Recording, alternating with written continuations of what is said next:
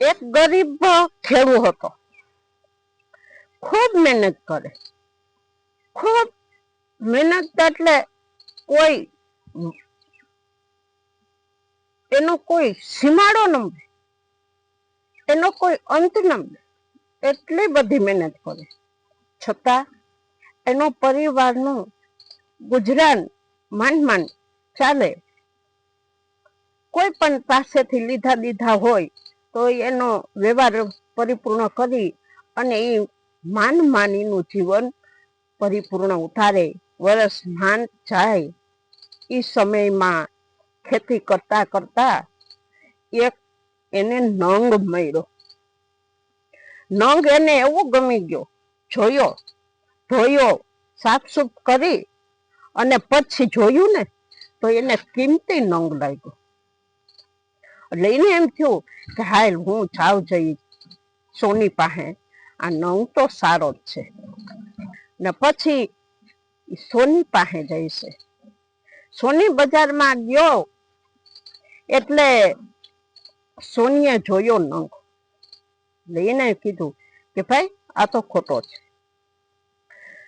જેટલી સોની બજારમાં જેટલી ઝવેરાતની દુકાનો હતી, ઓફિસો હતી, મોટી મોટી એમાં હોય એ બજારમાં બધાને દેખાતો. કોઈએ એમ ના કીધું કે આ હીરો સાચો છે, બધાએ ખોટો જ ગણ્યો, ખોટો જ કીધો. આ ભાંગીને ભૂકો થઈ ગયો. અરે રે, હું કેટલો હરખથી કે આમાં કઈક મને લાગ્યું કે આ સારો છે અને અમારું જીવન ધન્ય બની જશે. હવે નિરાશ થઈ માણસ ભાંગી ગયો, માણસ હાવ ભૂકો થઈ ગયો. કોઈ આશ્વાસન આપે, કોઈ આશ્વાસન આપવા વાળું ન મળે. પછી છેલ્લે એક નાની એવી સોનીની દુકાન, હાવ નાની એવી, અને એ વડીલે કીધું કે બેટા અહીંયા આવો, અહીંયા આવો. ના જાય છે. મનમાં વિચારે કે આ દાદાને હું આ નંગ દેખાડું. વળી વિચાર આવે કે આખી બજાર ફરી વળ્યો, બધાએ ના પાડી, પણ હવે મારે દેખાડવો તો નથી. પછી એ વડીલે કીધું કે બેટા તું આજ સવારનો આ બજારમાં ફરે છે તો શું કઈ ખરીદી કરવા નીકળો છે? શું તારે કોઈ જાતની મૂંઝવણ છે? કોઈ જાતની તકલીફ છે? કોઈ દીકરી દીકરાના લગ્ન છે? શું આવી રીતનું તું કા હાવ ભાંગી ગયો, હાવ ઉદાસ ચહેરો દેખાય? આવ્યો તો એ તો સરસ ચહેરો હતો, હવે કેમ ઉદાસ છે? ત્યારે ખેડૂતે કીધું કે સાહેબ, હું આવ્યો તો એ મોટી આશા લઈને આવ્યો હતો, પણ મારી આશા નિષ્ફળ ગઈ. કેવી રીતે બેટા? કોઈ તને સોના ચાંદી વસ્તુ લેવા પૈસા કદાચ ઘટતા હોય, કોઈએ ના પાડી? ત્યારે આ ખેડૂતે કીધું ના ના સાહેબ, એ કઈ છે નહીં, પણ હું ખેતી કરું અને મને આ નંગ જડ્યો, મને સારો નંગ લાગ્યો, એટલે મને એમ થયું કે જો આ નંગ સારો હોય અને વેચું તો અમારો પરિવાર સુખી થાય. એટલા માટે હું આ ઝવેરીની દુકાને ગયો તો, પણ બધાએ ની દુકાને ફરી વળ્યો. શું કીધું? ત્યારે ખેડૂતે કીધું, બધાએ એમ જ કીધું ખોટો છે, આ નંગ ખોટો છે. એટલે હું ભાંગીને ભૂકો થઈ ગયો. ત્યારે એ ઝવેરીએ કીધું કે લાઈ તો બટા મને જોવા દે. અને જોવા દીધો ને ત્યારે એ નંગ જોઈ અને કીધું કે બેટા આ નંગ તો સાચો છે. એને રૂવાડે રૂવાડે જીવ પ્રસરી ગયો, પાછું તેજ આવી ગયું. તમે મારી મજાક તો નથી કરતા? ના ના ના બેટા, હું તારી મજાક નથી કરતો, સત્ય છે. તો આ બધાએ કેમ ના પાડી?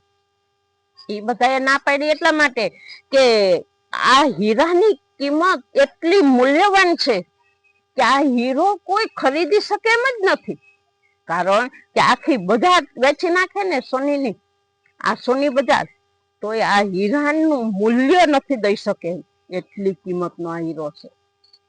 હવે એમ કર, આ હીરો છે ને, તું આ હું ચાવી દઉં, આ તેજુરીમાં મૂકી, અને જદી એ હીરાનો કોઈ એવો માણસ આવશે ત્યારે આ હીરો વેચશું.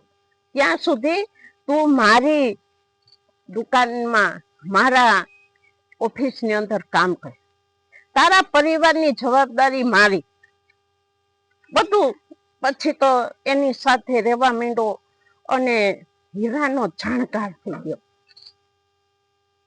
હીરાનો જાણકાર થઈ ગયો અને ગમે એવો હીરો હોય તો એની કિંમત કરવા માંડ્યો.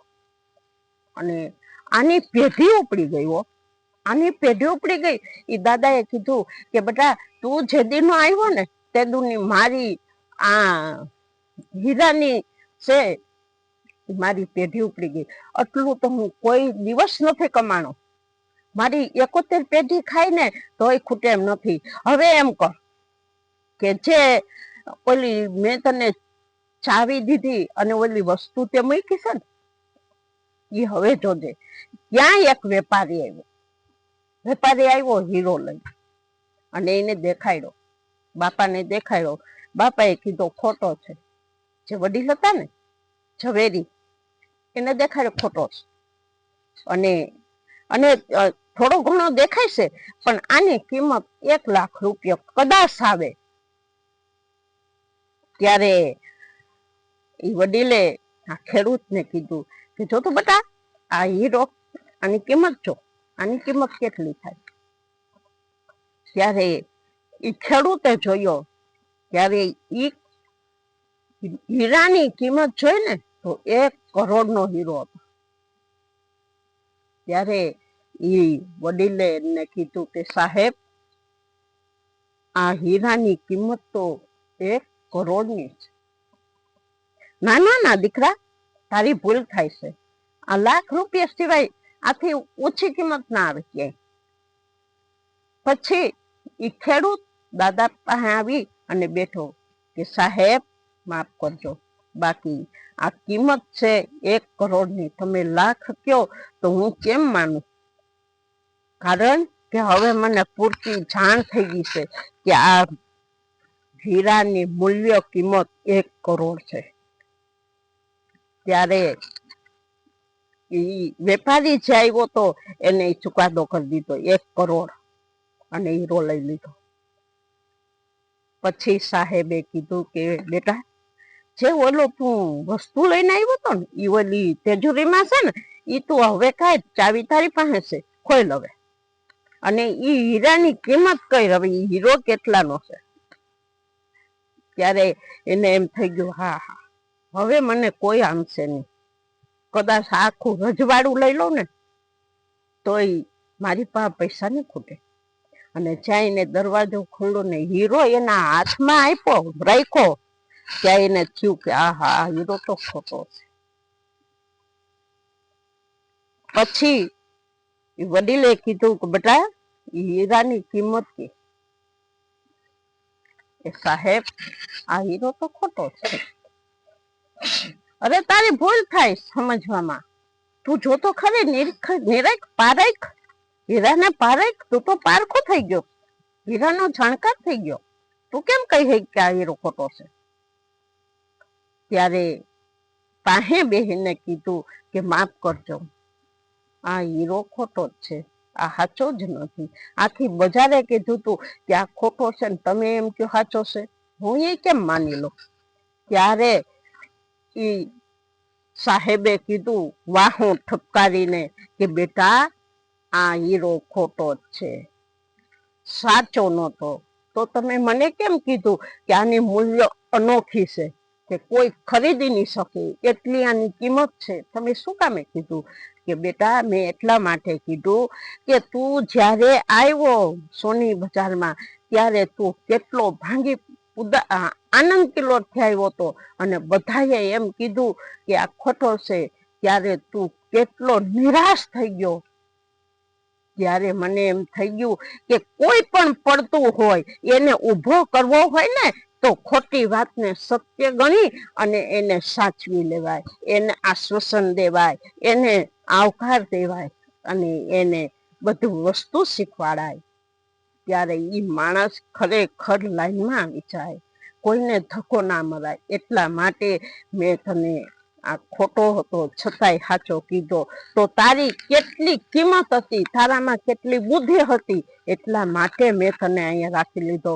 અને કદાચ મેં તને એમ કહી દીધું હોય કે આ ખોટો જ છે તો તારી હાલત કેવી થાત, તારી પરિવારની હાલત કેવી થાત. એટલા માટે તને ઉગારવા માટે અને તું તારા પરિવારને ઉગારવા માટે મેં ખોટો હોવા છતાં સત્ય માન્યું અને સત્ય તરીકે તને જ કીધું કે તું મૂકી દે, ચાવી તારી પાસે રાખ. જેથી આ હીરાની મૂલ્ય કિંમતની ખબર પડશે ત્યારે હું તને જવાબ આપીશ. આ મારો જવાબ હતો.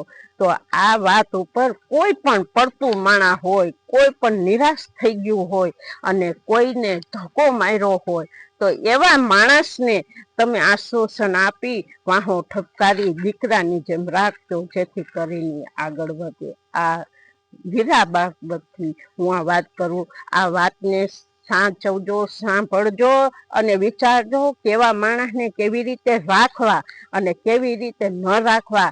એ હવે આપણા હાથની વાત છે. કેમ ઉગારવા, એના પરિવારને કેમ ઉગારવો, ઈશ્વર પાસે ઈ માગો કે કોઈ પડતું હોય એનું બાવડું પકડીને અમને ઊભા કરવાની શક્તિ દેજે ભગવાન. જય સિયારામ.